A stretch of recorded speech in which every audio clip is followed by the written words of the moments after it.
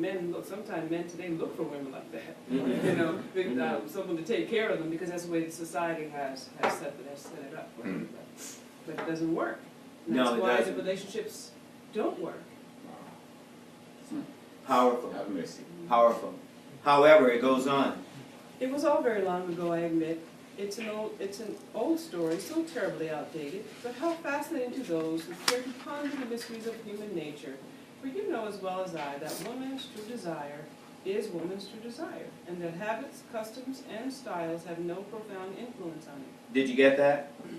Woman's true desire is woman's true desire, and that what?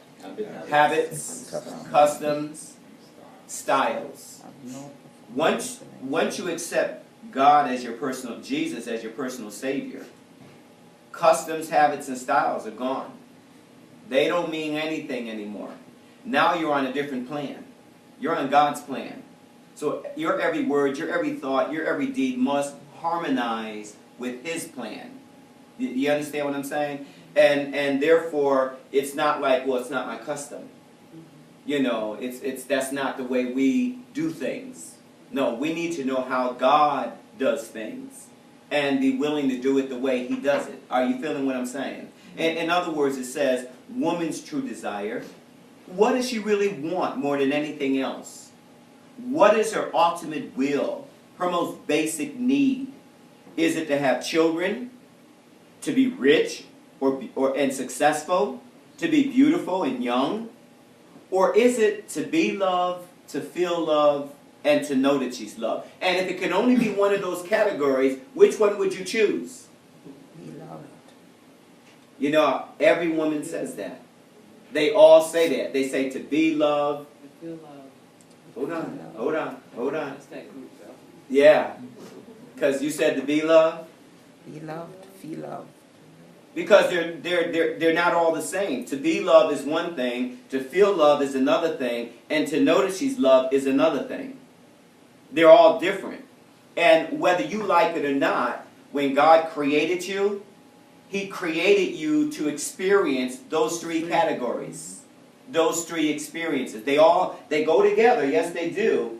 And I need to understand that. More than me, you need to understand it. You see, in this manuscript, there are 7 chapters. And the very first chapter is woman's true desire. In other words, God is speaking to who? In the first chapter. Yeah. He's actually speaking to the woman, but the man needs to listen too. He really does. Women have lost sight of their true desire. Women have done a role reversal. Women have either witnessed the abuse that their mothers have suffered, or other women have suffered, or they have suffered themselves in their teenage years, early adult years, and so on. And they've decided enough is enough, and they have literally made a promise to themselves, I'm never going to be abused again. So now I'm going to protect who? I'm going to protect me. I'm going to get an education, because mom, get an education, girl. You don't want to be dependent upon him to take care of you. He can walk out on you or, anytime. And so you decide, I'm going to get well educated. I'm going to give me a good job. So if old boy don't work out, kick him to the curb. You know what I'm saying? And it becomes a self-fulfilled prophecy because you're setting it up that way. See, when you become independent like that, you actually believe it.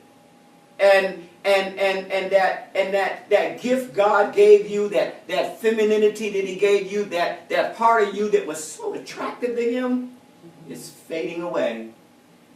He don't see no more softness and gentleness. He just begins to see roughness. Or that you need Him. He doesn't sense that you need Him anymore. He senses that you're kind of standing up on your own. It's more like He needs you. You're reversing the roles. And you fail to realize your strength as a woman has never been in becoming like a man. Even though that may not be your intention, but that's what it looks like. And the attractiveness that you once had is now becoming very unattractive. Can you sense what I'm saying? Society loves it because society understood, Satan understood what he was doing, not only when he took man out of the home, but when he took woman out of the environment God intended for her to be in. Now tell me, as a woman, if you had the opportunity to just be a wife and a mother, that you wouldn't be different in your character. Come on, talk to me. Because the job does what? It changes you. It puts stresses on you. It doesn't allow you to experience motherhood and wifehood in the light that you would like to. It robs me as a man of the opportunity to see the woman I really married. I know society has made it rough where now we both have to be out of the home and we both have to work, but that's not the way God intended it. It's really not. My wife has always said, all I ever wanted to be, I swear, I'm serious when I say, all I ever wanted to be was a wife and a mother. I never met a woman who meant it as deep as she does. She's like, that's all I ever wanted to be. She says, I find it difficult being both. A wife, a mother, and have to work.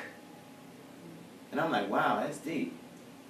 You know, she says, because I can't switch hats like that. You know, in the workplace, you got to be one way, and then you got to come home, flip the switch, and become this sweet, gentle, calm, relaxed. She says, it doesn't work for me. It just doesn't work for me. And I've seen the difference. I've seen her in that position, and I've seen her out of that position, and I must confess, I love her when she's in that position. But the world and the way economics has, you know, unfortunately turned out, we sacrifice her into the system. And we'll pay for that, But for today, sure. Today they encourage to be the supermom. The mother that can work, take care of the children, take care of the house, take care of all these things, and then she wears out.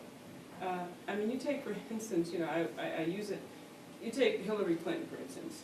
When she looks so whipped right now. She's beaten up. You know, being in that position has worn her to pieces. God didn't make us like that.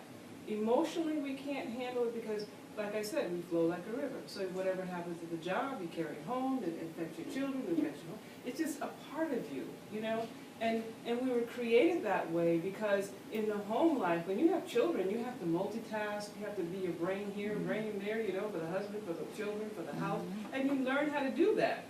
But a man boxes everything off. He can kind of fit his job right there and leave it alone and go to the next box. And that's not the way we were created. So we're put in a position to have to try to box up everything, but it doesn't work that way. You know, like with your job, Kay, you know, if you're there and the client dies or say, that affects you. And you got to go home and that, you know, it's going to carry into the other parts of your day, even though it doesn't mean that a woman never works. Mm-hmm. When because it explains later on, when her cup is full and her children are more mature and grown and ready, she can do, even if without that, she can have home-operated businesses where the family is involved. There's other things that you can do because God gave us that ability for that caring and that taking care of and that nurturing other people, helping another mother who has children or helping some elderly person. There's a lot of gifts that God gave a woman that she can use in other situations. But when it has to be a thing where you're doing it because you have to do it because you need the money, that changes everything. But you know, today it's hard to say that because women fight that, you know, and they fight it for more reasons than one. Because I don't want to put my whole life in his hands. Right. That's the main thing. You don't want to be vulnerable. I don't want to like have him take care of me. Right. And it's because of the abuse that men have put on women. I mean, I knew of a couple, you know, years ago, and to the point where she couldn't even ask her husband for personal things. You know, she said she needed some underwear, and he says, "Where are mine?"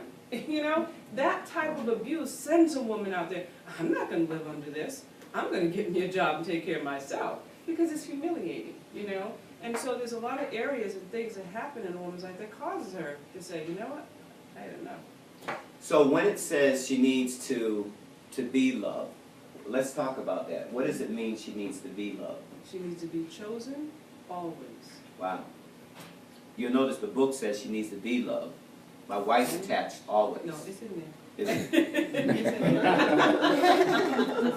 Always, because she's the priority. See, that's She has to be the priority. So that's an always. To be loved is to be chosen.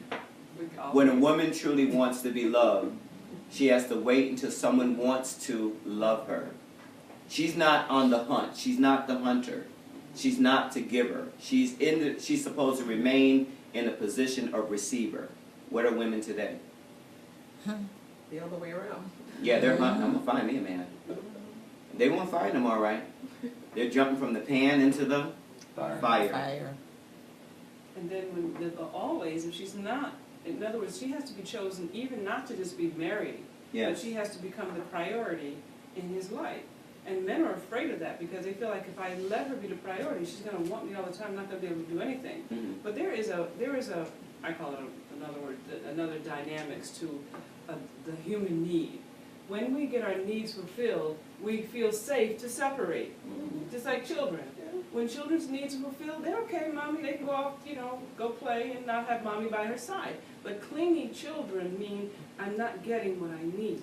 And a clingy wife is one that's not getting what she needs. So if men are giving the woman what she needs, then she's not going to cling, But if, let's say she had a bad day, a bad morning, something happened, and she really needed him to be there.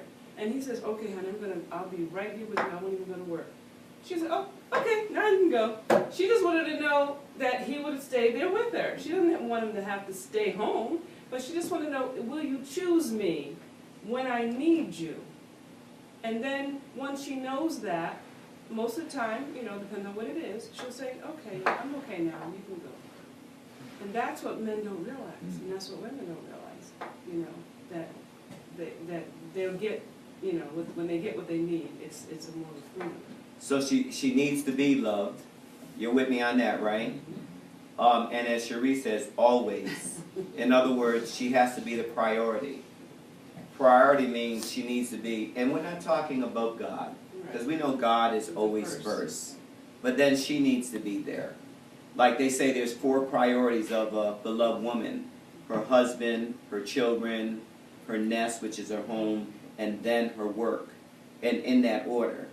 So the priorities in the life of a husband and a wife: God, the wife, then children, and then of course his work, his home maybe, and then his work. And so we don't want to confuse that. Not only does she need to be loved, she needs to feel loved. Is there a difference? Let me ask the men, is there a difference between being loved and feeling loved? Don't everybody answer at once. Obviously there is. Obviously, yeah. The hesitation certainly agrees with that. I believe if it's in the book, it is, but I'm having a hard time. All right, so let's put it this way. When I married, I see this, yes, she's a beautiful woman, and wow, I want to spend the rest of my life with this woman, and I don't know if I ever took the time to ask myself what was going to be involved, what is she expecting of me, what is my role. When you're brought up in a home and there's no father, there's no role model. So you don't have a clue what it means to be a dad or a husband. You don't have a clue, so you're somehow going to have to figure this thing out, which is the position I definitely found myself in. I don't know if I've ever asked myself what does she need, what is her needs, and all that. I felt as a man, okay, I know what I'm going to do. I got to make sure there's food on the table, a roof over her head, and clothes on her back. And if I can make sure that I'm taking care of all her needs, surely I'm being a good man. No ifs, ands, and buts about that. I'm going to work every day to make sure that her needs are being met. And she should know that. She should understand she's being loved. She should definitely feel loved because of what I'm doing in terms of, house and car, and go on and shop if you want to. Are you feeling what I'm saying? Men show their love by what they give her rather than. And then one day, feeling above myself, I say, hey,